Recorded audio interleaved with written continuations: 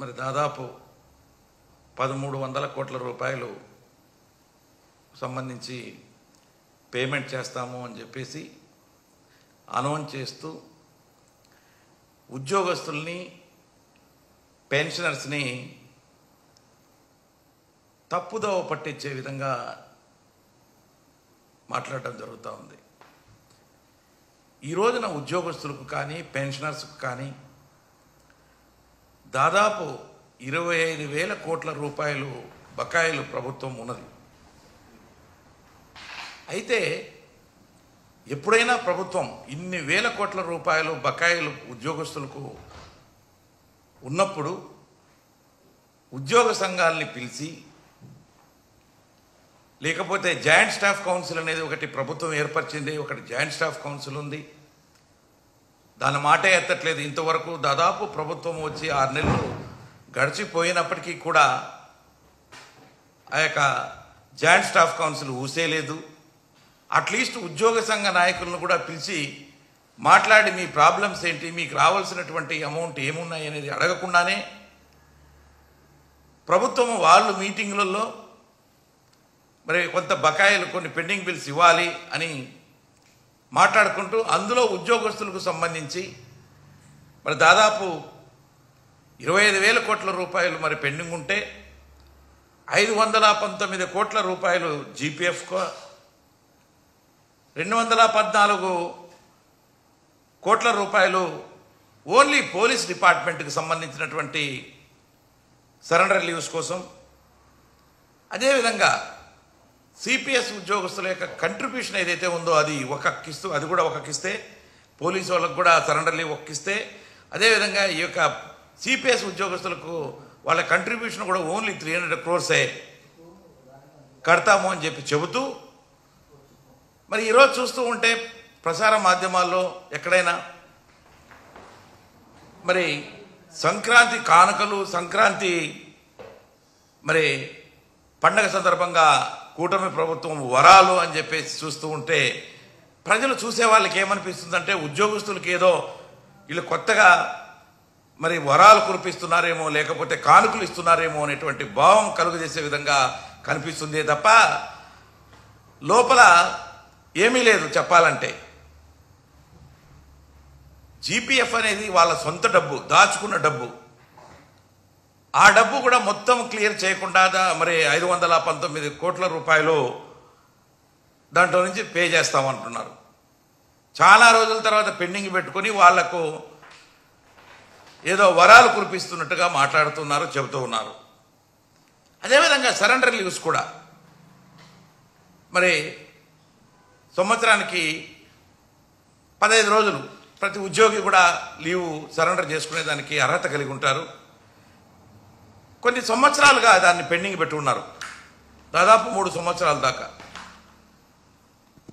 అది ఉద్యోగస్తులకి ఎవరికి ఇవ్వకుండా ఓన్లీ పోలీస్ డిపార్ట్మెంట్లో 214 కోట్లు, అది కూడా ఒక కిస్తు ఇస్తున్నాం అని చెప్పడము, అలాగే సిపిఎస్ కూడా ఒక కిస్తు ఒక 300 కోట్లు ఇస్తున్నామని చెప్పడము. ఇంకొకటి ఆశ్చర్యకరమైన విషయం ఏంటంటే ఉద్యోగస్తులకు సంబంధించి టీడీఎస్ కింద 265 కోట్ల రూపాయలు ఇస్తున్నాం అంటున్నారు. నాకైతే అర్థం కావట్లే. నేను ఉద్యోగ సంఘ నాయకుడిగా మరి దాదాపుగా 36 సంవత్సరాలు పనిచేశాను. అదేవిధంగా ఈరోజు ఆల్ ఇండియా లెవెల్లో ఉన్నటువంటి రాష్ట్ర ప్రభుత్వ పెన్షనర్ల సంఘానికి కూడా నేను వైస్ చైర్మన్గా ఉంటున్నాను. అయితే ఈ టీడీఎస్ అనేది ఉద్యోగస్తులకు సంబంధించి ఏదో పేమెంట్ అంటుంటే నాకైతే అర్థం కావట్లా మరి ఏం చేస్తున్నారు.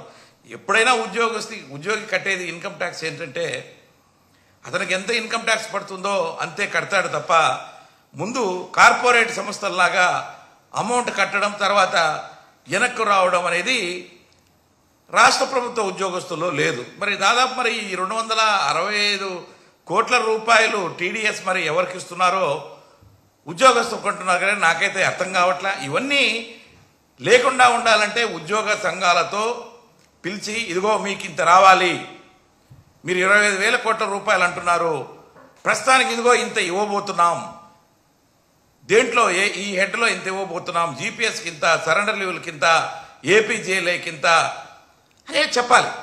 అలాంటిది ఏమీ చెప్పకుండా మరి కన్ఫ్యూజ్ చేస్తూ ఈ టీడీఎస్ అనేది తీసుకొచ్చి కూడా దీంట్లో పెడుతూ దాదాపు 1300 కోట్ల రూపాయలు మేము ఇస్తామంటున్నారు. నాకైతే తెలియట్లా. మరి 519, 214, 300 కలిపితే 1033 కోట్ల రూపాయలే అవుతుంది. కానీ మరి 1300 కోట్ల రూపాయలు ఎలా అవుతుందో నాకైతే అర్థం కావట్లేదు.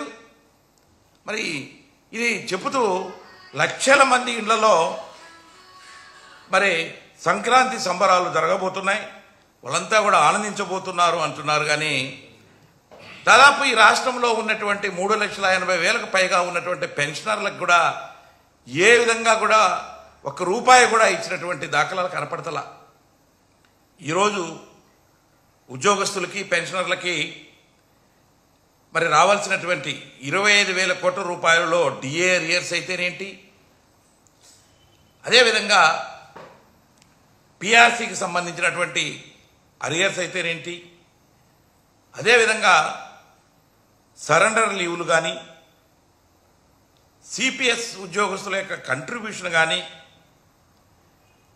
రిటైర్మెంటు బెనిఫిట్స్ అంటే రిటైర్ అయిన తర్వాత ఉద్యోగులకు రావాల్సినటువంటి వాళ్ళ జీపీఎఫ్, వాళ్లకున్నటువంటి ఈఎల్ ఎన్కాష్మెంట్కి సంబంధించిన డబ్బు, అదేవిధంగా మరి వాళ్ళు కమ్యుటేషన్ ఆఫ్ లీవ్, ఇవన్నీ కూడా మరి గ్రాట్యుటీ కానీ, అదేవిధంగా మరి ఇలాంటివన్నీ కూడా పెన్షనరీ బెనిఫిట్స్ ఏవైతే ఉన్నాయో ఆ జీపీఎఫ్ అవన్నీ కూడా, ఏపీజేఎల్ఏ కానీ ఇవన్నీ కూడా పెండింగ్ ఉండిపోతున్నాయి.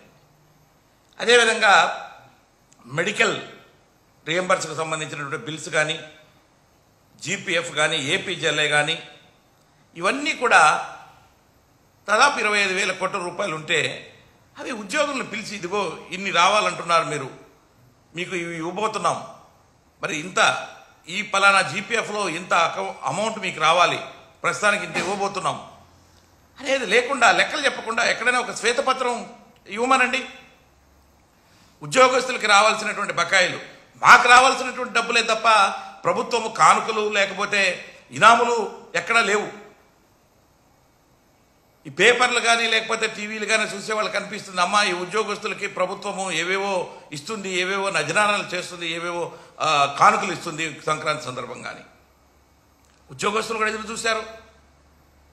కూటమి ప్రభుత్వం ఎన్నికల ముందు చెప్పింది, మేము రాగానే ఉద్యోగస్తులకు రావాల్సినటువంటి బకాయిలన్నీ కూడా చెల్లిస్తాం, అదేవిధంగా మరి పిఆర్సీని మంచి పిఆర్సీని ఇస్తాం, వెంటనే మధ్యంతర వృత్తిని కూడా ఇస్తాం అని చెప్పి హామీలు ఇచ్చింది. దాదాపు మరి 6 నెలలు గడిచిపోయినప్పటికీ కూడా పిఆర్సీని అపాయింట్ చేయలేదు, మధ్యంతర వృత్తిని ఇవ్వలేదు. రావాల్సినటువంటి బకాయిలలో ఈరోజు వరకు ₹1 ఇచ్చినటువంటి దాఖలాలు ఎక్కడా కూడా కనపట్ల. మరి దాంతోపాటు ప్రతి 6 నెలలకు ఏదైతే కేంద్ర ప్రభుత్వం ఇస్తుందో డిఏ, అదేవిధంగా రాష్ట్రాలలో కూడా ప్రతి 6 నెలలకు డిఏ వస్తుంది. మరి ఈ రాష్ట్రంలో మరి